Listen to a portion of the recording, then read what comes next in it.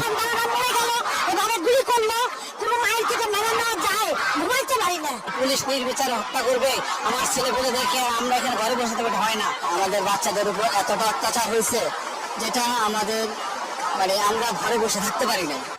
সাধারণ মানুষের ঢলে নিজেদের বিচ্ছিন্ন না করে এই কাতারে কাঁধে কাঁধ মিলিয়েছেন অভিনয় শিল্পীরাও। ব্যাংকের মধ্যে ধাক্কা দিয়ে বাচ্চাদেরকে ফেলে দেওয়া, একটা স্বাধীন দেশের সীমানা পাহারা দেওয়া, যে বিজিবির যে 9 দফা দিছে, গোলাবাংলা দিছে, এটার সাথে আমি একমত। ছাত্ররা যা দাবি করছে তার সাথে আন্দোলনকারীদের সাথে রিকশা চালকরা অংশ নিয়ে স্লোগান দেন।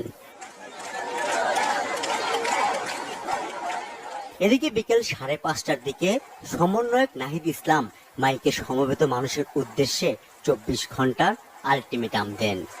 বাংলাদেশের মানুষের জীবনের নিরাপত্তা, সমাজের ন্যায় বিচার প্রতিষ্ঠার জন্য শিক্ষার্থীরা তাদের সাথে যোগ দেন বিভিন্ন স্কুল কলেজের শিক্ষকরাও। এ সময় তারা এক দফা দাবিতে বিভিন্ন স্লোগান দিতে থাকে।